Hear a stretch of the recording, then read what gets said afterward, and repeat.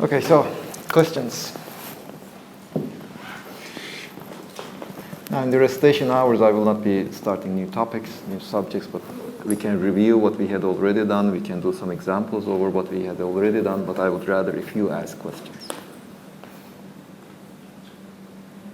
Some examples, exercises, etc.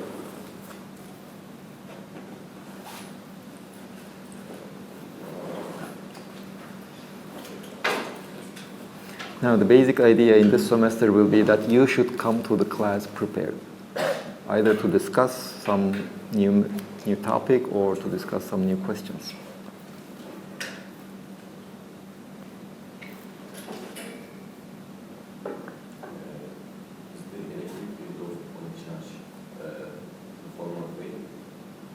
Well, you see, what is a wave?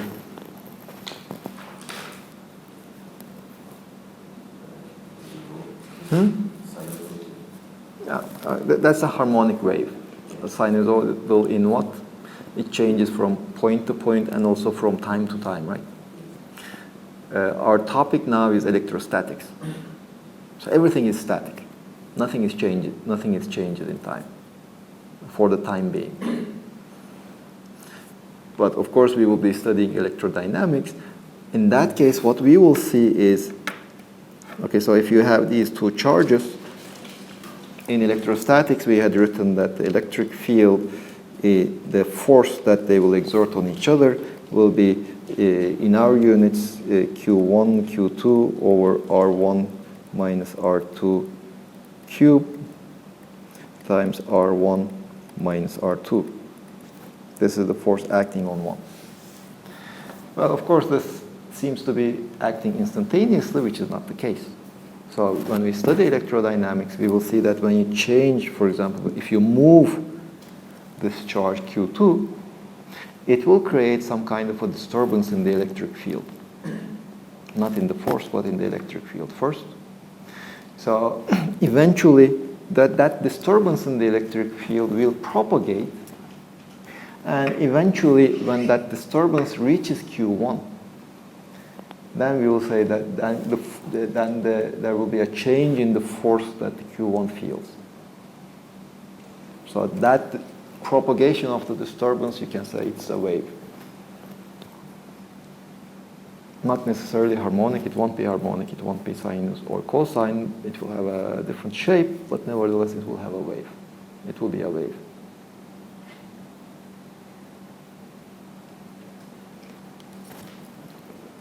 Now let's try to write down the charge density for various distributions. That seems to be kind of confusing to students. Let's say the point charge. It has a charge Q, it is at the point R0. What is the corresponding charge density?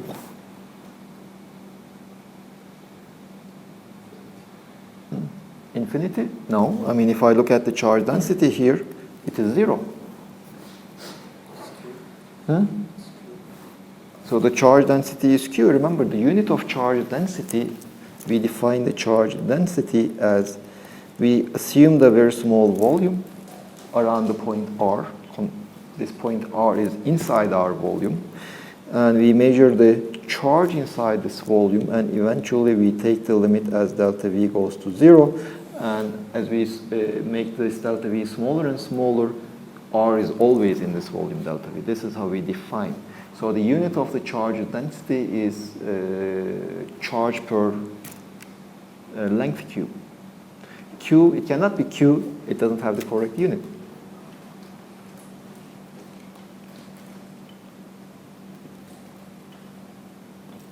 So what do you know about this charge density?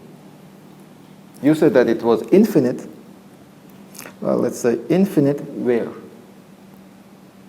Not everywhere, that's for sure. Q charge in a point, which the point doesn't have any problem. Okay. So the charge density at the position of the charge is infinite. So you see this charge density is a function of position. It changes from position to position. At the position of the charge, it is infinite. At any other place, It is 0. There's no charge at anywhere else. You see, we are defining a function. This charge density is a function defined everywhere in space, not just at the position of the charge. Isn't it concentrated at a point? The charge is concentrated at a point, which basically tells us that the charge density is non-zero only at that point, but it is 0 everywhere else. Well, that is a function. 0 is a value. So this charge density is defined everywhere. You see, if you look at the definition, whatever the value of R is, we can always choose a delta V around that value of R. So we can always, at every point in space, we can define the charge density. Of course, in most of the space, it will be 0. It might be non-zero in a localized region. In everywhere else, it is 0, but it is defined everywhere. So if you are writing a formal expression of the charge density, you have to write its value everywhere, not just at a single point. So we already know a function which has these properties. Dirac delta function, right? So the charge density is a Dirac delta function. Rho of R is, well, we are in 3 dimensions, so it's R minus R0. It has this property. Well, of course, this Dirac delta function doesn't have the correct units, and so and it doesn't have the correct normalization. So we will say that, okay, this is A times the Dirac delta, A being some number which we need to determine still. Well, in fact, that function, well, you see, this Dirac delta function only tells me that it is 0 at everywhere else than the position of the charge. I can multiply it with an arbitrary function of R, let's say. But the Dirac delta function has this property that this is equal to A of R0, Dirac delta of R minus R0. Now, both sides have the same value at every point R. That's why we can write this equality. But R0 is a constant, and so only the value of that function A at a single point appears in this expression, so that's basically a constant. So it's not a function, but it's a constant. So rho of R, we can, in general, in this case at least for a point charge, we can write it in this form. Now, to determine this value, this constant A, we can just use the normalization. We know that the total charge in all of space is just Q. Well, we can just put the charge density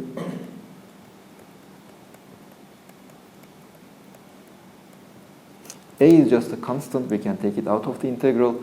The Dirac delta just gives 1. So this is equal to A. A is Q. Rho of R is equal to Q times Dirac delta cube R minus R0.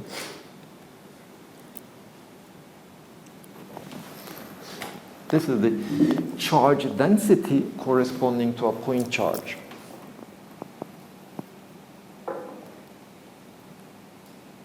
How do you smash? How do you smash? Well, the Dirac delta has a unit. Really? You see, look at the definition of the Dirac delta. dx, Dirac delta x is equal to 1. If x has units, then the Dirac delta function also has units. You see, the Dirac delta x should have the unit of 1 over x.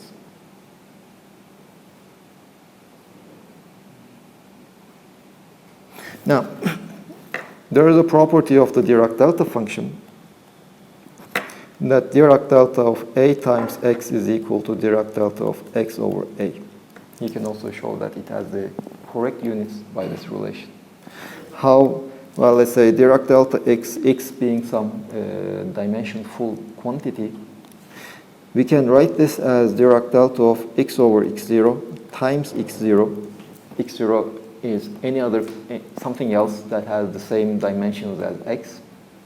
But this is equal to, well, there's an absolute value here, 1 over x0 times the Dirac delta of x over x0. Well, x over x0 is unitless, so the Dirac delta of x over x0 is also unitless. It doesn't have any unit, but Dirac delta x has the unit of 1 over x. So if you look at the three-dimensional Dirac delta, its argument has units of meters, length. So the Dirac delta has the unit, each one of them has the unit 1 over length. There are 3 of them, so that is 1 over length cube. So that Dirac delta has the units of 1 over length, 1 over the volume. So the charge density is charge per volume, as it should be.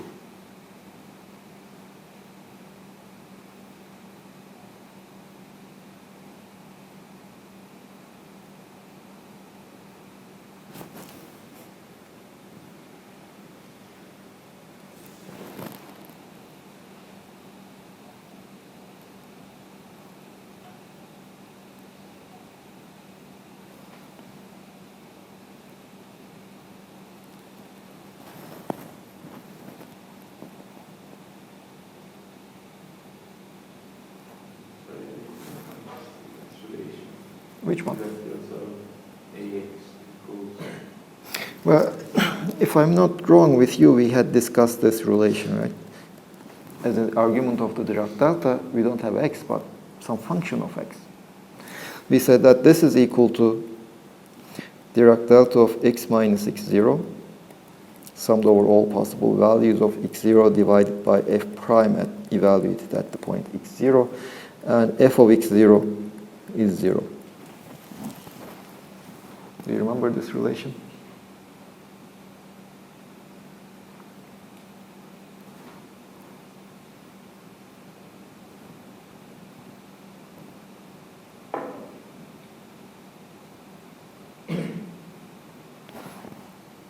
Now, this is just a special case of that relation.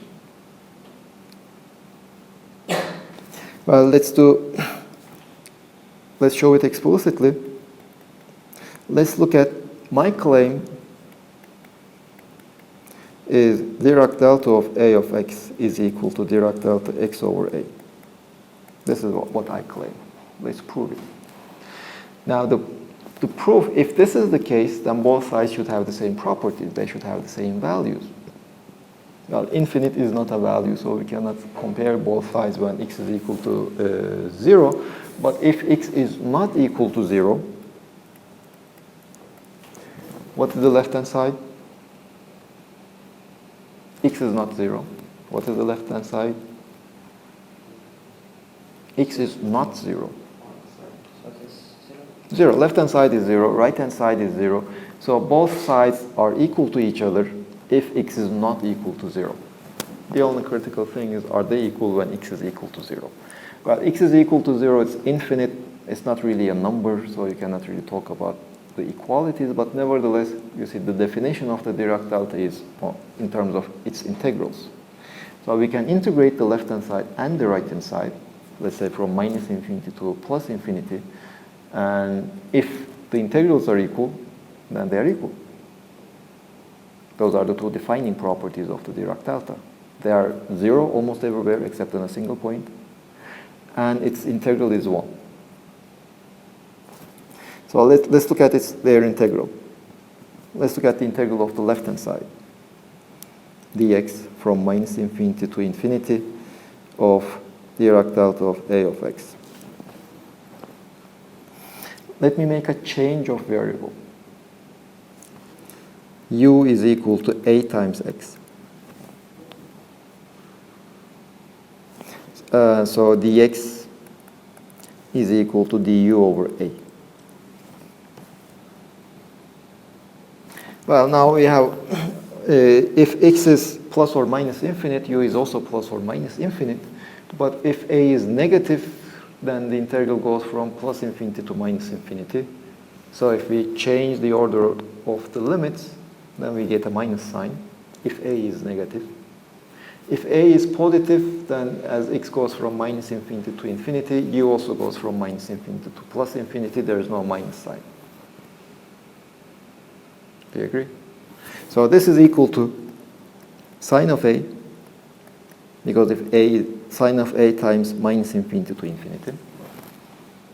Because if a is negative, the u integral goes from plus infinity to minus infinity. I just change the order of the limits, so that brings me a minus sign if a is negative. Sine of a, if a is negative, is minus 1. Times, dx is du over u, times Dirac delta of u,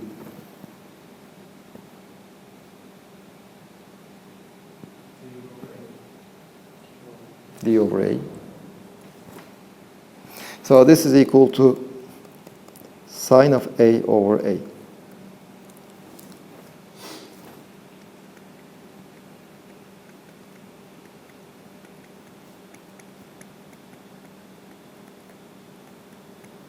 But this is 1 over the absolute value of a. Well, the integral from minus infinity to infinity of Dirac delta x over the absolute value of a is also 1 over the absolute value of a.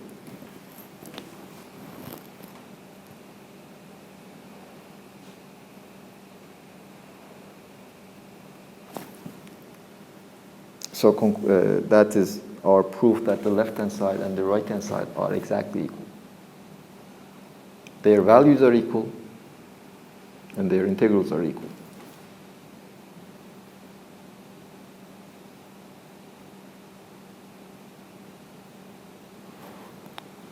And this basically, since we have that relation, the Dirac delta, if the argument of Dirac delta has units, the Dirac delta has units.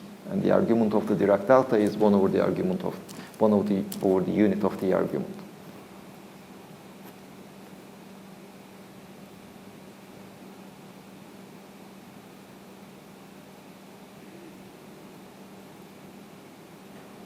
Now, the unit of the Dirac delta comes from the argument, not the function itself.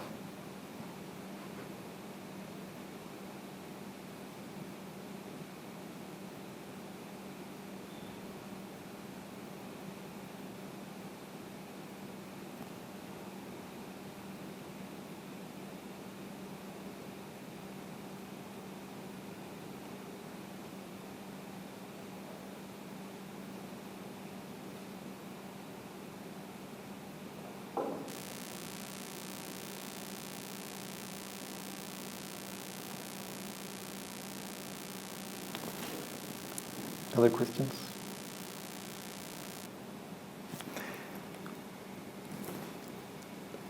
Well, okay, before going to second example. Now we have said that the charge density of a point charge is equal to Q times the Dirac delta of R minus R0. Now once you know the charge density, you can always determine the electric field. Whatever the charge density is, the electric field at the point R is always given as dV rho of R prime, dV prime, R minus R prime divided by R minus R prime cubed. This is always true, whatever rho is, whatever the charge density is. We obtain the charge density of a point charge, we should be able to recover the electric field of a point charge. Well, let's see. The charge density is Q times the Dirac delta, R prime minus R0, R minus R prime divided by R minus R prime cube. And the integral of the Dirac delta just tells me that instead of R prime everywhere, I should put an R0. Q times R minus R0 divided by R minus R0 cube. Remember, this is the electric field at the point R created by a charge Q located at the point R0. And we do actually recover the electric field of a point charge.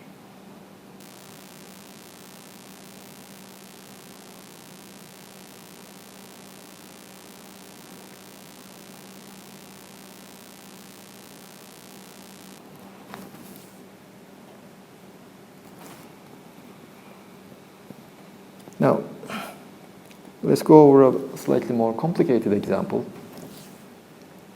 Let's imagine we have a ring of radius r and total charge q, radius r. What is the charge density?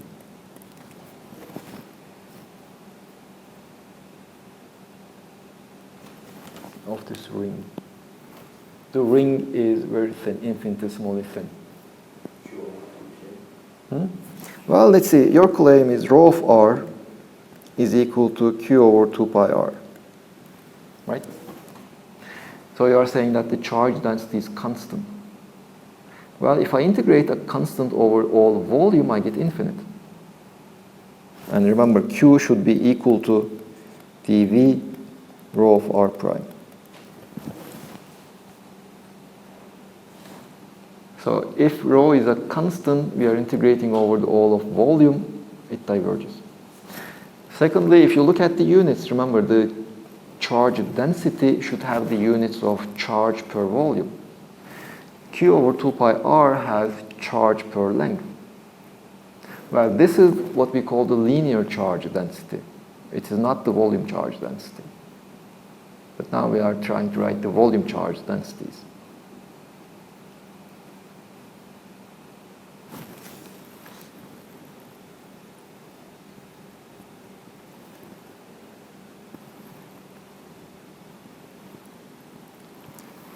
So what do we know about rho of r?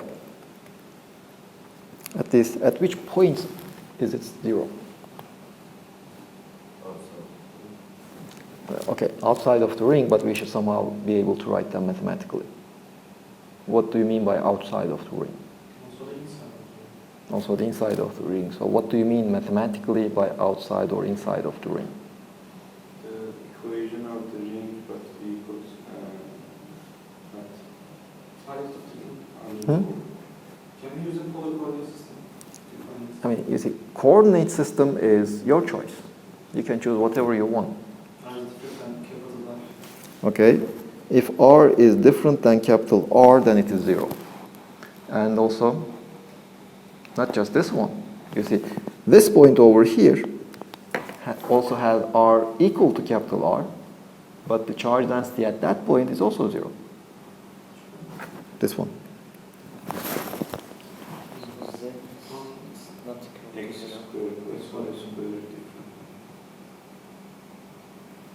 Okay. Okay. Z should be, if R is not 0, or Z is not equal to 0, or your x squared plus y squared is different than r squared. But you see, that defines a cylinder.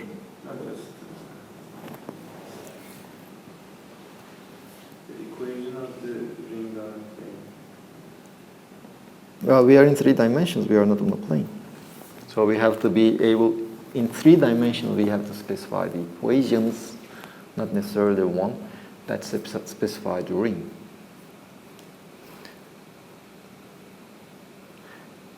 Or theta is not equal to pi over 2. If, for example, if you want to use the spherical coordinates, then you should better express your conditions in terms of r, theta, and phi. Okay, let's stick with spherical coordinates. So there's no z in spherical. In cylindrical coordinates, I would have used the z, but he wanted to use the spherical coordinates. So. I should have wanted to use a polar coordinate system rather than 3 dimensions. Now we are in 3 dimensions.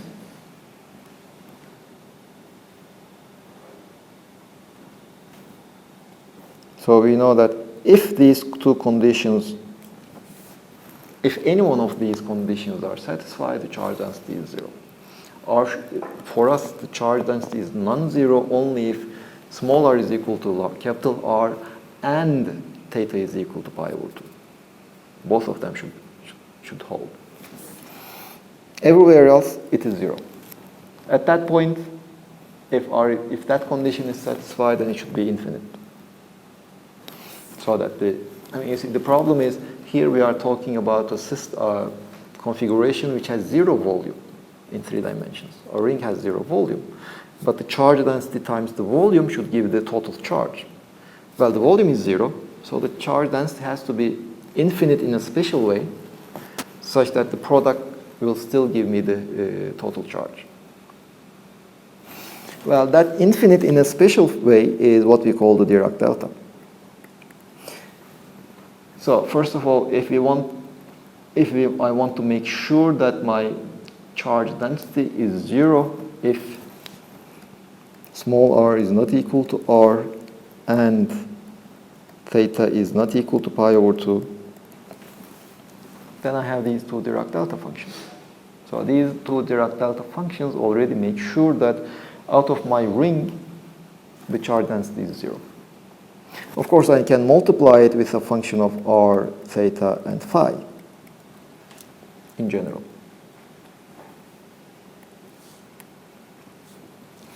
Well, the Dirac deltas already make sure that small r is nothing but capital R, theta is nothing but pi over 2, the only possible dependence is phi.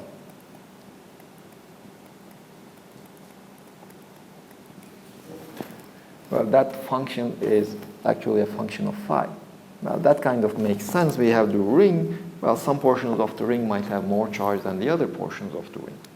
So at least for the time being, there is nothing that tells us how the charge is distributed over the ring. But we can say that the charge is uniformly distributed.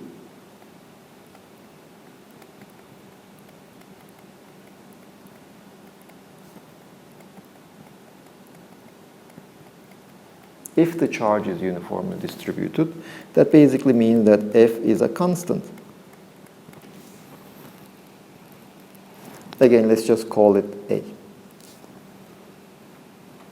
So rho of R is equal to some constant Dirac delta of R minus R, Dirac delta of theta minus pi over 2. So this is my charge density. I still need to determine A. And to determine A, I just use the total charge. This is equal to, well, the volume element in spherical coordinates, it is dr, r squared from 0 to infinity, d phi from 0 to 2 pi, and the theta from 0 to pi of A times Dirac delta of R minus capital R, Dirac delta of theta minus pi over 2. Oh, and I have sine theta.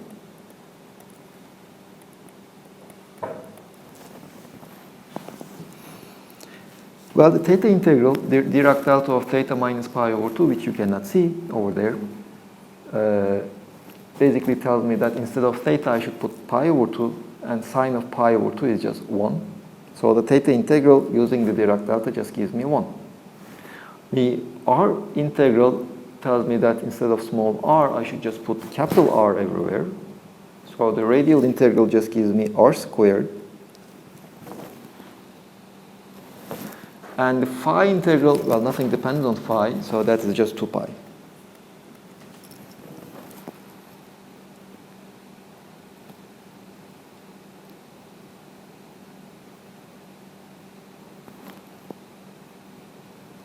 Do you agree? Times, of course, A. So this tells me that A is equal to 2 pi r squared times Q.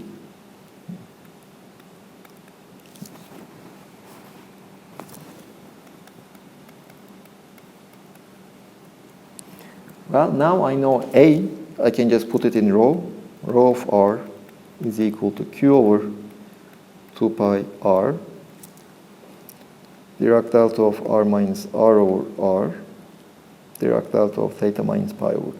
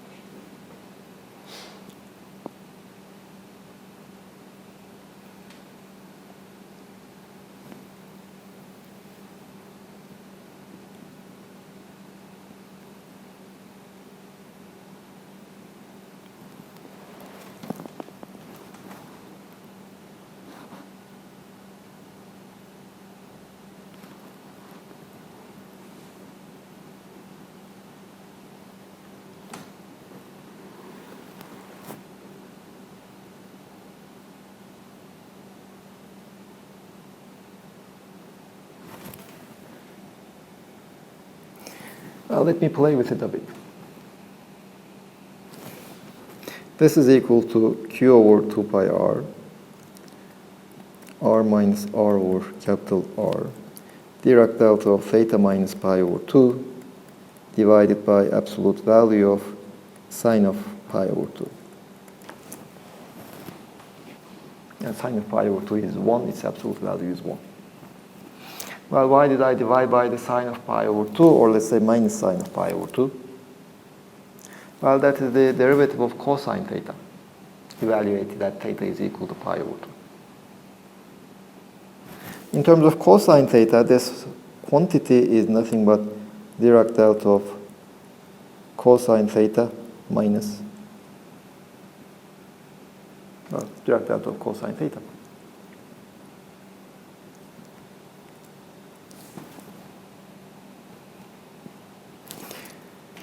This is equal to Q over 2 pi r, Dirac delta of r minus r, Dirac delta of cosine theta, or let's say small r. Left-hand side and the right-hand side are always equal. Instead of the capital I, r, I wrote the small r because both are multiplied by the Dirac delta.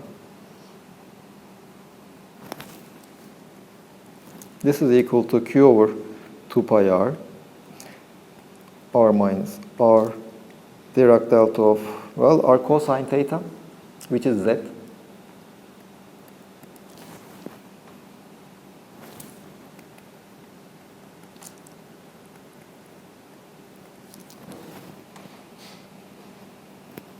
And this is equal to, since I have this Dirac delta of z, wherever I see z in the factor multiplying the Dirac delta of z, I can just put there z is equal to 0. Well, if I do that, this is equal to Q over 2 pi r, Dirac delta of square root of x squared plus y squared minus r times the Dirac delta of z.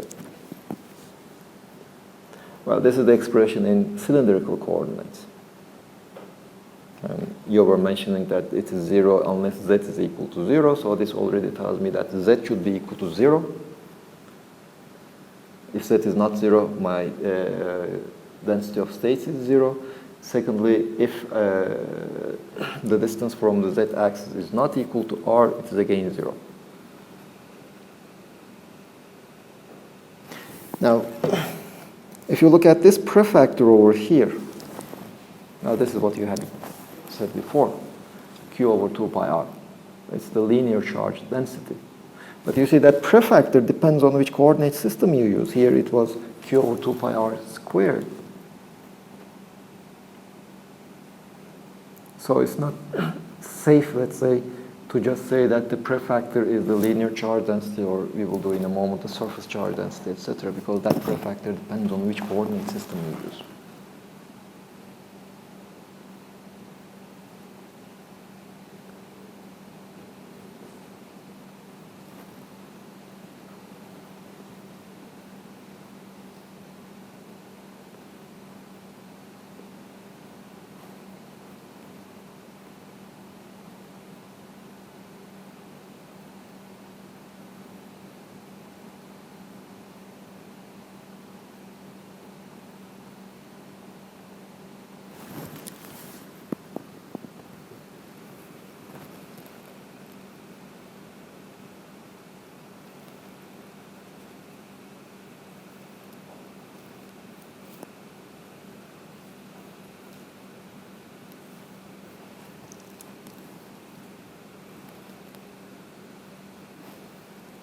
Questions? Well, in all the cases, the steps will be more or less the same. First, identify whether you have the Dirac deltas or not, which Dirac deltas you have. Then put some arbitrary coefficient, arbitrary function multiplying the Dirac deltas, and fix that function by your other knowledge about the charge distribution, like the total charge, or how is it distributed over your system. Is it uniformly distributed? Or does it have change? In this example, it was the ring. Is the charge more concentrated close to the x-axis or not? It should be, of course, given, or you should be able to judge from your given physical system, and then determine that coefficient. That will allow you to determine what the density of charge density is. Let's do one more example. Now this time I will have not a disk, not a ring, but a disk.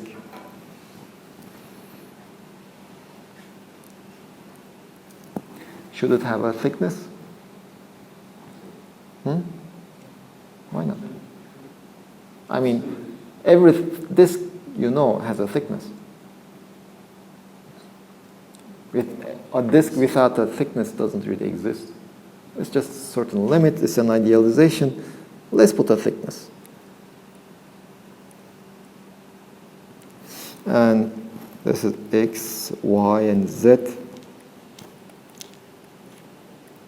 If we just look at it from one side, let's say it looks like this. The thickness is D. This is the radius R. What is the charge density? The total charge is Q.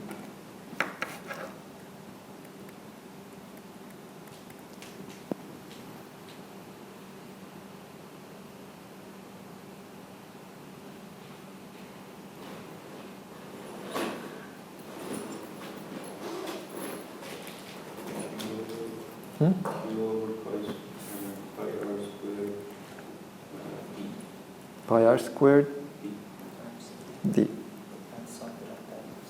Dirac deltas. Why?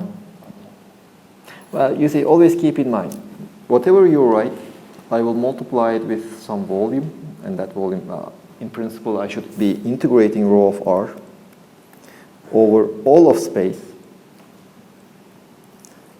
and I should be getting Q.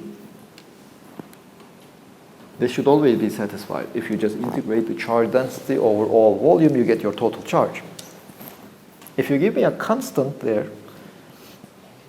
I will tell you that, well, the volume is infinite. The constant, I can take it out of the integration. What remains is infinite, has infinite volume.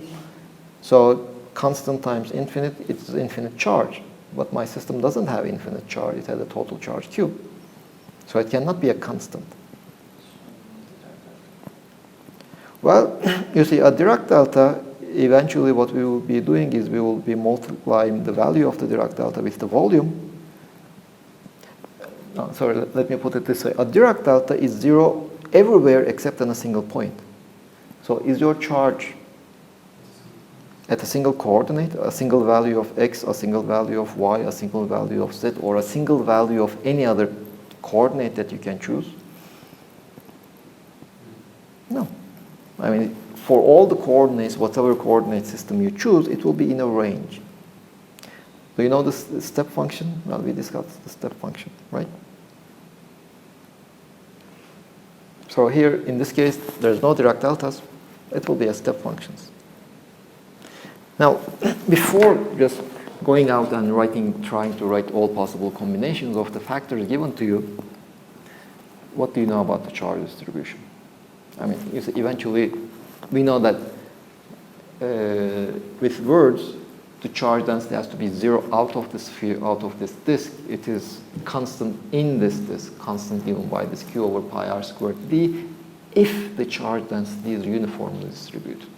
I didn't tell you that yet. For example, without that knowledge, the charge density even inside this disk will not be Q over pi r squared D.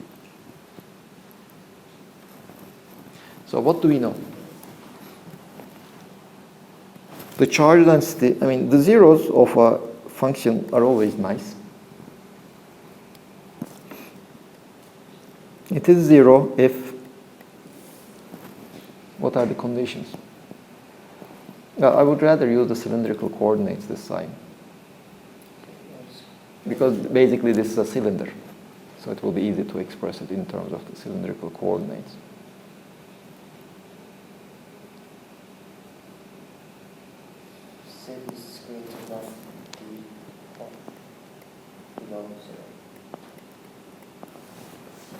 So this is one condition. This makes sure that I'm in that thickness in Z. but I also need to be within this disk in XY plane. And discrete kept large.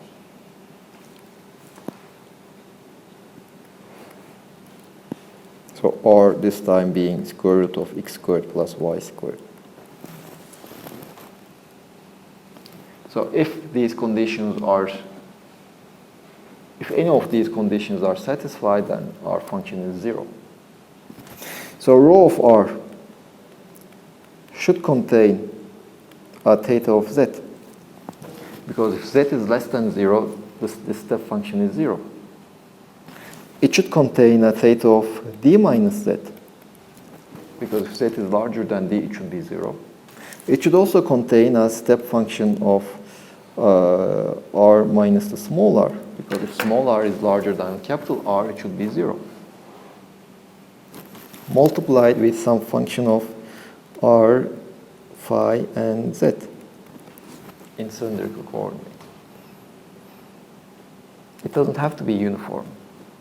But whatever the charge, no matter how the charge is distributed in my disk, as long as we know that the charge is only in the disk, I have those step functions.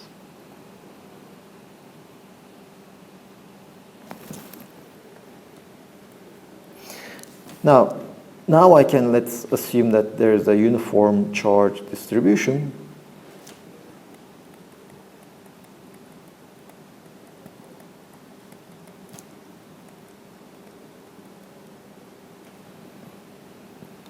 Then this would imply that F is constant. Again, let's just call it A.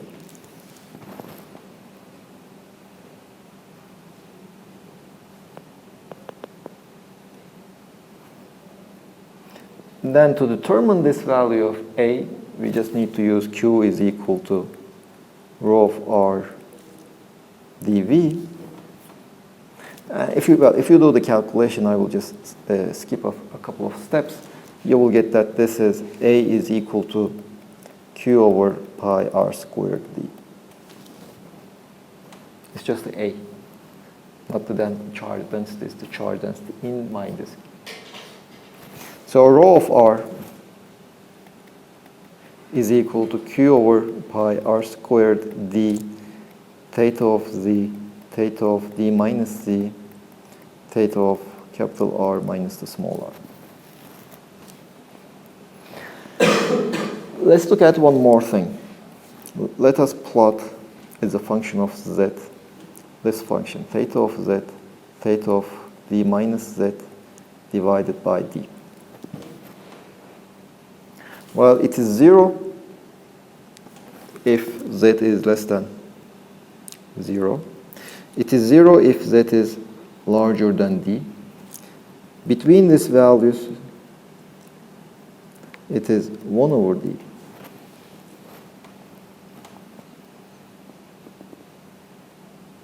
Okay? Let me just give it a name. Let me call it theta of Z. Delta of Z with the subscript D. If we integrate it over Z, let's say from minus infinity to infinity, what is its value? 1. Independent of D. So if we even take the limit D goes to 0 of delta D of Z and integrate it over dz, that limit is still 1. And furthermore, if you look at that limit, you see this delta of Z is such a function that it is non-zero only if Z is between 0 and D. Outside that limit, it is 0. Now we are taking the limit D goes to 0. So it's a function that is 0 everywhere except then Z is equal to 0. Furthermore, its integral is 1. So this is a Dirac delta function.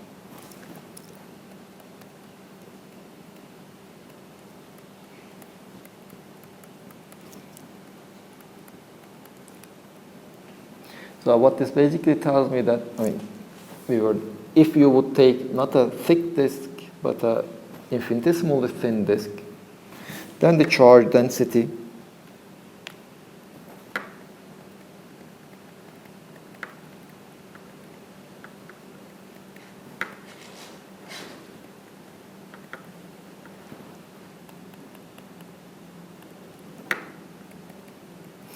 would be just rho of r is equal to limit as d goes to 0.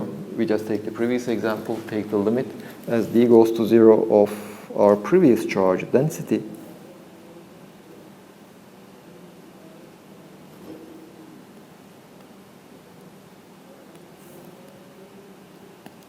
But this is just q over pi r squared times Dirac delta of z times theta of r minus r.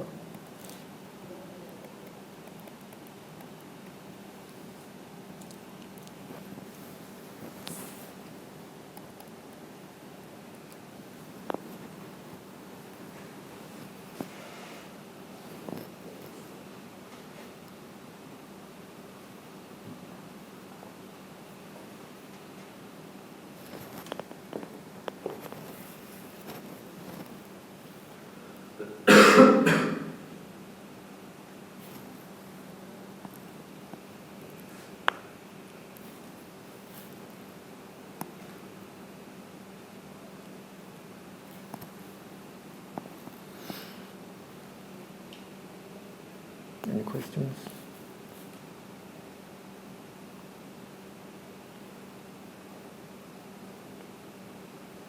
Can we say that the limit of r minus r is no unit? It is either 0 or 1, so it doesn't have a unit. Step function. Step function.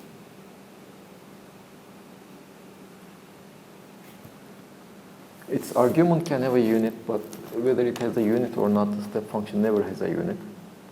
The Dirac delta might have a unit if its argument has a unit, and the unit of the Dirac delta is the inverse of its argument, the unit of its argument.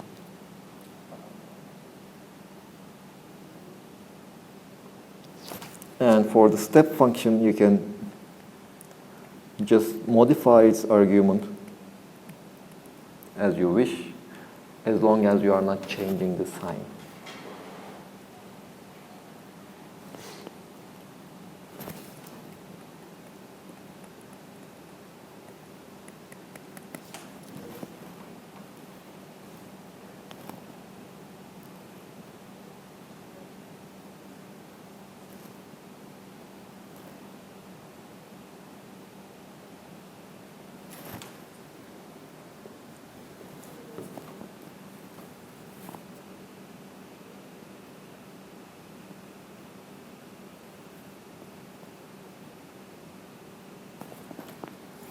So what this exercise basically tells us, teaches us, let's say, for example, if I would have asked you the charge density of the disk, you would have said, okay, q over pi r squared. Well, that is the surface charge density. But the surface charge density, we should be able to relate it to a volume charge density. And the surface charge density, you can relate it to a volume charge density by using some Dirac deltas. So in all these examples, that's basically what we did. Here we have a line, in the ring example, we have a line charge density, linear charge density. We could relate that linear charge density to a volume charge density, again through the use of Dirac deltas. So this is your linear charge density over here. Well, the relation is not so straightforward all the time, because you might end up having some additional factors. So for example, here this is your linear charge density, but you are not multiplying it with a product of Dirac deltas. You have this 1 over r also there.